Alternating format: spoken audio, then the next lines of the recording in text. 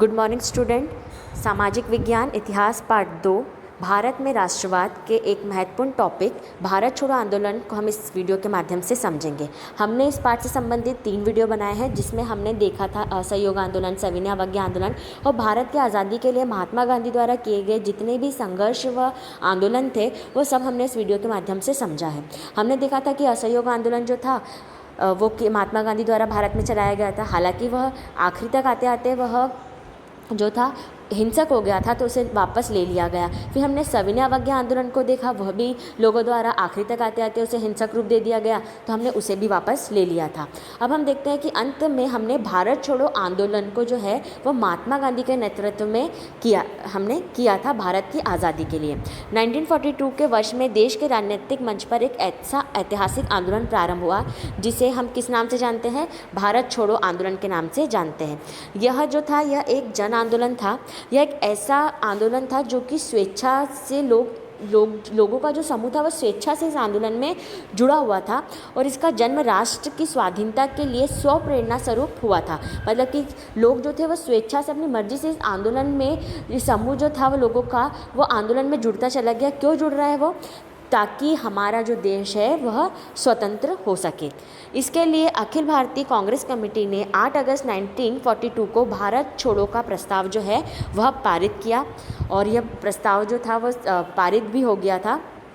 फिर भारत छोड़ो आंदोलन के अवसर पर महात्मा गांधी ने अपने उत्साहपूर्ण तथा जोशीले भाषण में भारतीयों को आह्वान किया कि अब हम जो है वह अपने देश को स्वतंत्र कराने के लिए जो है या तो करेंगे या तो मरेंगे। इसलिए उन्होंने महात्मा गांधी ने भारत छोड़ो आंदोलन में करो या मरो का नारा दिया था।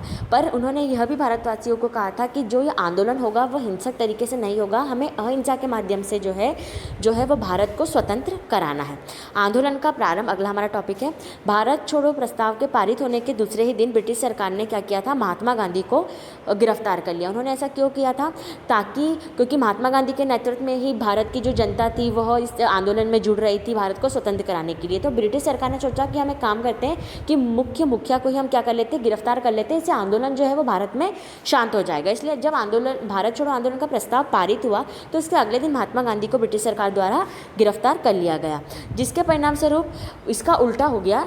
वो सोच रहे थे कि आंदोलन जो है वो शांत हो जाएगा, परंतु इसके परिणाम स्वरूप यह हुआ कि महात्मा गांधी को जैसे ही गिरफ्तार करने की खबर लोगों तक पहुंची तो लोगों ने सारे देश में आंदोलन को और ज़्यादा फैला दिया। आंदोलन और ज़्यादा उग्र हो गया। प्रमुख राष्ट्रीय नेताओं को गिरफ्तार कर लेने के कारण इस आंदोलन ने हिंसक रूप ले लिया। जगह जगह पर लोगों द्वारा उग्र प्रदर्शन किए गए, नगरों व गाँवों में विशाल जुलूस निकाले गए, स्थान स्थान पर, रेलवे स्टेशन पर, डाक खानों पर, तार घरों में और थानों को जो है वह जला दिया गया। ऐसा पहले तो यह आंदोलन शांतिपूर्ण हो रहा था, पर क्योंकि बड़े बड़े राजनेताओं को गिरफ्तार कर लिया गया जिससे लोगों में बहुत ज़्यादा ब्रिटिश सरकार के प्रति गुस्सा आ गया और उन्होंने ये आंदोलन को हिंसक रूप दे दिया। बलिया, सतारा, बंगाल तथा बिहार जैसे कुछ स्थानों में कुछ काल के लिए तो ब्रिटिश सरकार का जो था वो नामो निशान ही हट गया था। इन स्थानों पर आंदोलनकारियों ने स्वतंत्र शासन की स्थापना की, परंतु ब्रिटिश सरकार ने अपनी कठोर नीति और दमनकारी नीति के चलते इसे ठंडा कर दिया, इसे थोड़ा सा कम आंदोलन को शांत रूप प्रदान किया। यह आंदोलन 1945 तक किसी न किसी रूप में चलता रहा। यह सत्य है कि ब्रिटिश सरकार ने इस आंदोलन का दमन तो कर दिया था, परंतु जन जागृति में ऐसा वातावरण का निर्माण किया कि कुछ वर्षों बाद ही ब्रिटिश सरकार को भारत छोड़ने पर मजबूर होना पड़ा।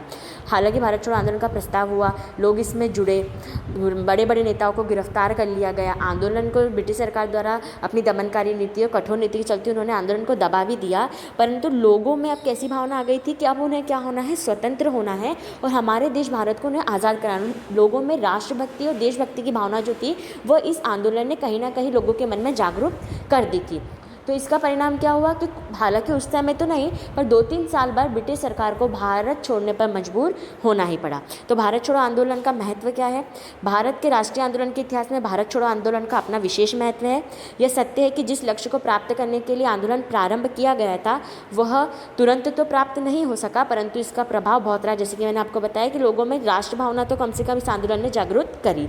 इस आंदोलन के कारण यह हुआ कि ब्रिटेन, अमेरिका तथा चीन जैसे जो विशाल देश है उन्हें भी ये समझ में आ गया कि भारत की जो जनता है वह ब्रिटिश शासन से बहुत ज़्यादा परेशान हो चुकी है। ब्रिटिश सरकार जो है भारतीय नागरिकों पर बहुत ज़्यादा अत्याचार कर रही है। इसलिए अमेरिका और चीन जैसे विशाल देशों ने ब्रिटेन को यह बोला कि आप अब क्या करें, भारत को स्वतंत्र करें, भारत को आज़ाद करें। इस तरह हम देखते हैं कि भारत छोड़ो आंदोलन का इतिहास में बहुत अधिक महत्व है। अब अगला हमारा टॉपिक है कि भारत छोड़ो आंदोलन के असफलता के क्या कारण थे, क्यों भारत छोड़ो आंदोलन सफल नहीं हो पाया। एक तरह से देखा जाए तो भारत छोड़ो आंदोलन भले असफल रहा था, परंतु इसने कहीं ना कहीं अब यह सफल भी रहा है। परंतु यह असफल क्यों रहा है, हम इसे देखते हैं। पहला, संगठन तथा निश्चित योजना का अभाव। भारत छोड़ो आंदोलन की असफलता के कारण यह था कि हमारे पास एक निश्चित योजना नहीं थी, क्योंकि बड़े बड़े जैसे हमारा प्रस्ताव पारित हुआ तो नेताओं को तो गिरफ्तार कर लिया गया। अब उन्हें मार्गदर्शन लोगों को कौन देगा। तो एक निश्चित जो थी वह योजना का अभाव था, जिसके कारण कि आंदोलन सफल नहीं हो पाया। ब्रिटिश शासन का शक्तिशाली होना, इसके अलावा हमारे पास आंदोलनकारियों के पास ना तो बहुत अच्छे हथियार थे, ना शस्त्र अस्त्र थे, और ना ही हमारे पास बहुत अधिक जो कि ना ही सेना थी। जबकि ब्रिटिश सरकार के पास तो आधुनिक हथियार थे, सेना उनके पास थी, तो वो ज़्यादा शक्तिशाली उस टाइम पर थी, जिसके कारण कि हम आंदोलन में सफल नहीं हो पाए। फिर राष्ट्रीय नेताओं को बंदी बना लिया गया। ये मैंने आपको पहले बता दिया कि अचानक ही राष्ट्रीय नेताओं को अगले ही दिन ही गिरफ्तार कर लिया, जिससे कि वो जनता को अच्छा सा मार्गदर्शन नहीं दे पाए। जनता हिंसक हो गई, ब्रिटिश सरकार ने उन्हें दमन करना शुरू कर दिया, तो जिसके कारण भी आंदोलन जो है वो सफल नहीं हो पाया। अगला है मुस्लिम लीग की राजनीति। मुस्लिम लीग ने इस आंदोलन में मुसलमानों को भड़काने का काम यह किया कि आप जो है वो इस आंदोलन से पृथक ही रहे, जिससे कि अधिकतर मुसलमानों ने इस आंदोलन में भाग नहीं लिया, जिससे भी आंदोलन को गहरा आघात पहुंचा। अगला है कठोर दमन चक्र। ब्रिटिश सरकार ने भारत छोड़ो आंदोलन का अत्यंत क्रूरता से और बहुत ही ज़्यादा कठोरता से जो है वह इस आंदोलन को दबाने की कोशिश की। लाखों लोगों को उसने बंदी बना लिया, हज़ारों लोगों के जो जुलूस जा रहे थे उन पर गोलियां उनको चला दी, महिलाओं को अपमानित किया। ये सारी उन्होंने कठोर से कठोर नीति का पालन करके इस आंदोलन को दबाने का जो था ब्रिटिश सरकार ने प्रयास किया। फिर साम्यवादी दल का अलग रहना। भारत में जो साम्यवादी दल थे, जो कम्युनिस्ट थे, उन्होंने भी अपने आप को इस आंदोलन से अलग रखा। इसका कारण यह था कि ब्रिटेन ने रूस के साथ मिलकर जर्मनी और जापान को हराया था। ऐसे में जो कम्युनिस्ट पार्टी थी वह रूस का साथ भारत में दे रही थी, इसलिए उन्होंने ब्रिटेन के साथ किसी प्रकार की दुश्मनी करने का प्रयास नहीं किया। इसलिए उन्होंने अपने आप को इस आंदोलन से थोड़ा दूर ही रखा। अगला, राज्य की सेवा तथा उच्च वर्ग ब्रिटिश शासन के प्रति निष्ठावान होना। जो हमारे भारत मूल के जो नागरिक थे, जो ब्रिटिश सरकार में जो बड़े बड़े उच्च पदों पर थे, उन्होंने भी इस आंदोलन में भाग नहीं लिया। इसके अलावा जो हमारे देश के राजा थे, जो जमींदार वर्ग थे, उन्होंने भी इस आंदोलन का विरोधी किया, उन्होंने भी ब्रिटिश सरकार का ही साथ दिया। तो ये बहुत सारे कारण थे जिसके कारण कि भारत छोड़ो आंदोलन जो था वह असफल हो गया। परंतु देखा जाए तो इस आंदोलन ने भारतीयों के मन में राष्ट्रभक्ति और राष्ट्रीय भावना और स्वतंत्रता की भावना को जो है वह जागरूक किया था। धन्यवाद।